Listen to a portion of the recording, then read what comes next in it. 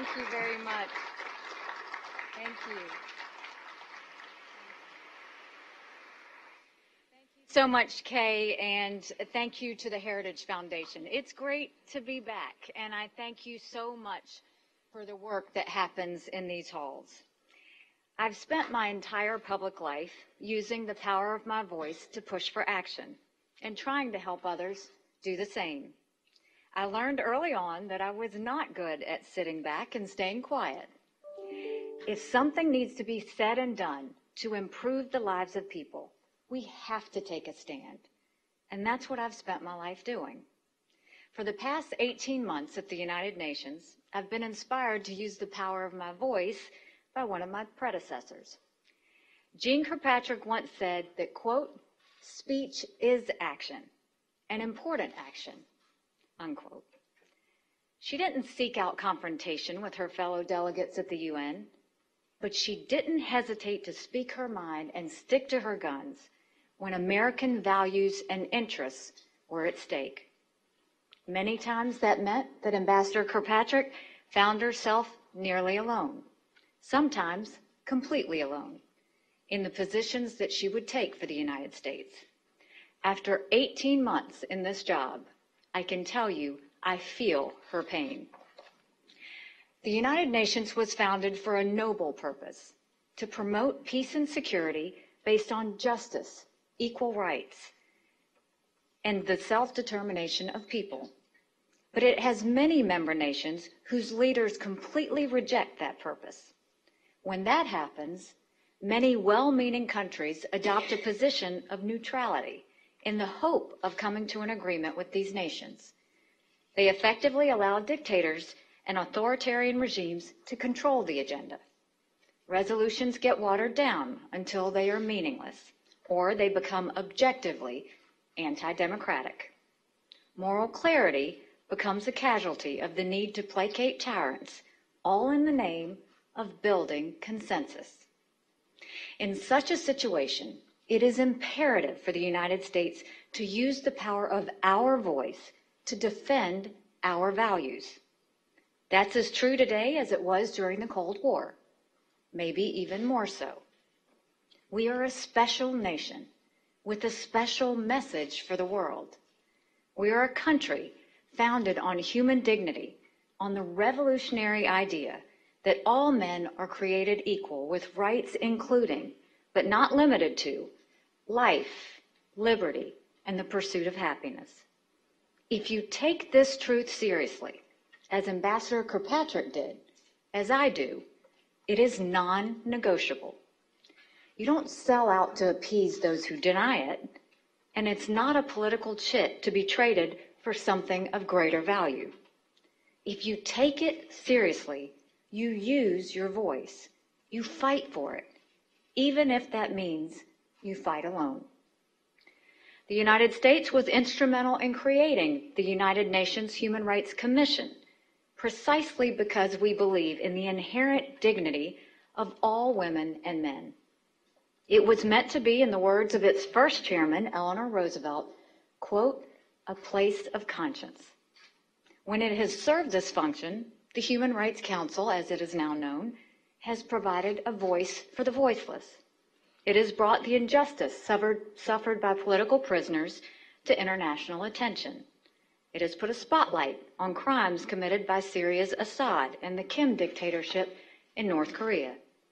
But these have been the exceptions, not the rule. More often, the Human Rights Council has provided cover, not condemnation, for the world's most inhumane regimes. It has been a bully pulpit for human rights violators.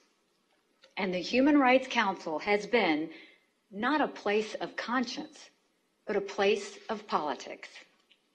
It has focused its attention unfairly and relentlessly on Israel. Meanwhile, it has ignored the misery inflicted by regimes in Venezuela, Cuba, Zimbabwe, and China. Judged by how far it has fallen short of its promise, the Human Rights Council is the United Nations' greatest failure. It has taken the idea of human dignity the idea that's at the center of our national creed and the birthright of every human being, and it has reduced it to just another instrument of international politics. And that is a great tragedy. I don't come to this conclusion happily or lightly. The Obama administration decided to join the supposedly reformed Human Rights Council in 2009. Then Secretary of State Hillary Clinton vowed that the United States could improve the council by working from the inside. By the time I became the U.S. ambassador, 8 years later, it was clear that this strategy had failed. There are lots of problems with the Human Rights Council, but two stuck out for me when I came to the UN. The first was the council's membership. When I arrived, and still today, its members included some of the worst human rights violators. The dictatorships of Cuba, China, and Venezuela all have seats on the council. Not only was Venezuela a member, but in 2015, the council invited its dictator, Nicolas Maduro, to speak to a special assembly. He got a standing ovation, which was not surprising given that 62% of the Human Rights Council's members were not democracies. The other major sign that the United States' presence had failed to improve the Council was the continuing existence of the notorious Agenda Item 7. This is the permanent part of the Human Rights Council agenda that is devoted exclusively to Israel. No other country, not Iran, not Syria, not North Korea, has an agenda item devoted solely to it. Agenda Item 7 is not directed at anything Israel does. It is directed at the very existence of Israel. It is a blazing red siren signaling the Human Rights Council's political corruption and moral bankruptcy. For these reasons and others, there were voices in Congress and elsewhere encouraging the Trump administration to withdraw from the Human Rights Council immediately when we took office. We could have easily done that. But instead, we made a good faith effort to see if we could fix the Council's problems. We engaged in a public campaign. President Trump called for changes to the Council in his speech before the UN General Assembly last fall. And we also worked relentlessly behind the scenes. We spent the year making the case for reform, meeting with more than 125 member states and circulating drafts of reform resolutions. As the year progressed, our case for reform only grew stronger. In October, the Democratic Republic of Congo was elected to a seat on the Council. The Congo is the setting for atrocities that shock the most hardened international aid workers. They were discovering mass graves in the Congo, even as the General Assembly approved its bid to the Human Rights Council. In December and into this year, the Iranian people took to the streets in peaceful protest against their horrendous regime. The government responded with beatings, arrests, and killings. The Human Rights Council was silent. And throughout the year, Venezuela descended further and further into misery and dictatorship. But the Council didn't address the massive abuses in Venezuela for the reason I'm sure you've guessed by now. Venezuela sits on the Human Rights Council. In the end, the United States couldn't convince enough countries to stand up and declare that the Human Rights Council was no longer worthy of its name. Why this happened is telling. The first and most obvious reason is that authoritarian regimes are happy with the status quo. Many seek membership to protect their own and their allies' human rights records from scrutiny. Russia, China, Cuba, and Egypt, they all benefit from making a mockery of the Human Rights Council. So it's no surprise that they openly resisted our efforts to reform it. What was more baffling was the resistance we received from groups and countries that should know better, from those who believe in human rights and human dignity. First, there were the non-governmental institutions, or NGOs, the private groups that usually do good work on behalf of human rights. They agreed with the need to keep human rights violators off of the council. So you can imagine our surprise when they came out publicly against our reforms, telling other countries to vote against us. Groups like Amnesty International and Human Rights Watch sided with Russia and China on a critical human rights issue. And I'll let you be the judge of their reasoning. The NGOs were afraid that opening up the Human Rights Council to changes would result in hostile amendments in the General Assembly that would make the council even worse. Think about that for a second. Their view is that a bad situation can't be improved because it could get worse. This is yet another example of the world's worst human rights regimes calling the shots at the United Nations. These NGOs' unwillingness to challenge the status quo also comes from their institutional comforts. They have big staffs and lots of relationships with the UN bureaucracy. Change is threatening to them. If we approached everything with their attitude, nothing would ever improve, and complacency would rule the day. Even more troubling was the pro-human rights countries that refused to speak up. These are countries that, in quiet, off-the-record conversations, share our embarrassment and concern with the actions and inactions of the Council.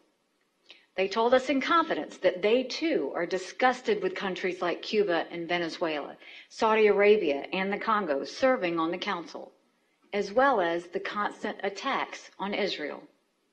We gave them opportunity after opportunity, but after months of agreeing with us on all of the flaws of the Human Rights Council, they would not take a stand unless it was behind closed doors and out of public view.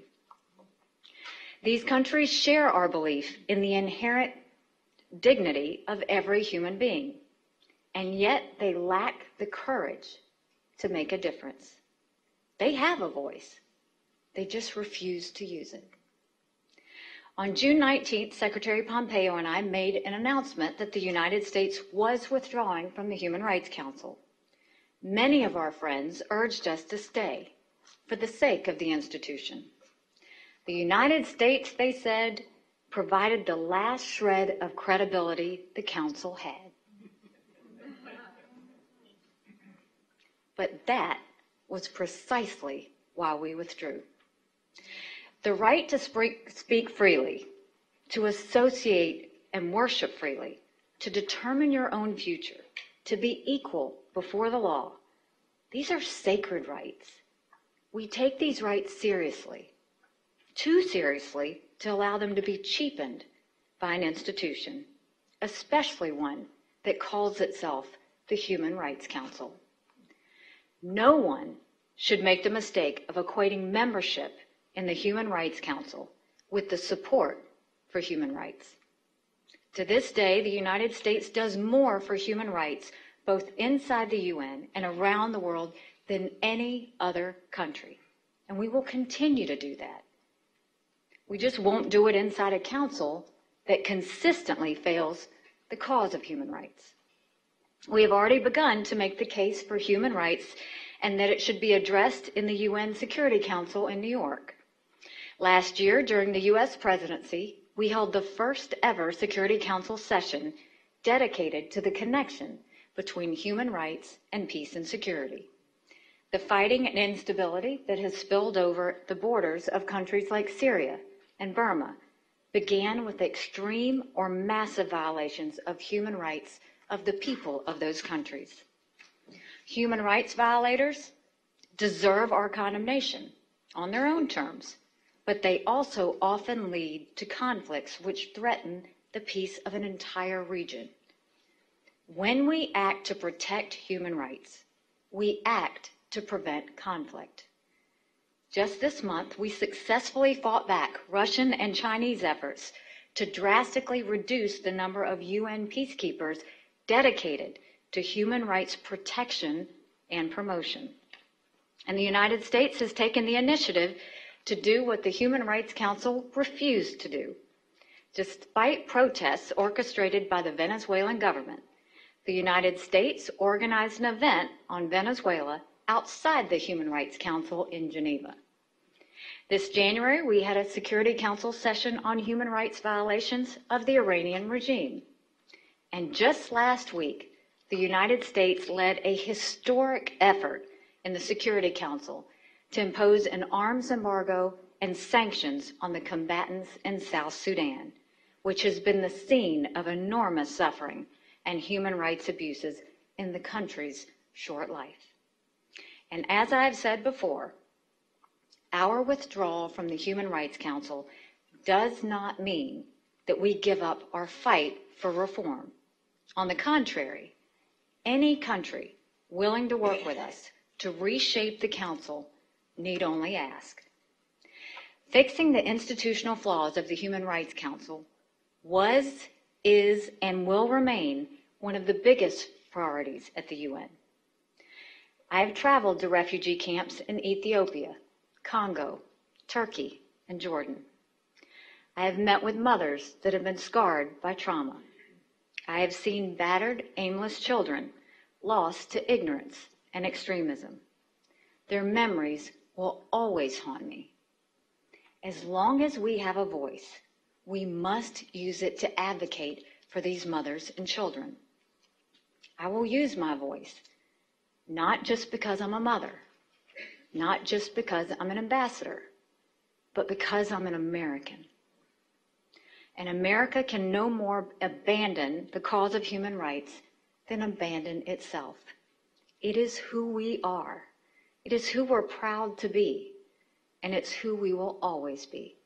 Thank you, and God bless you.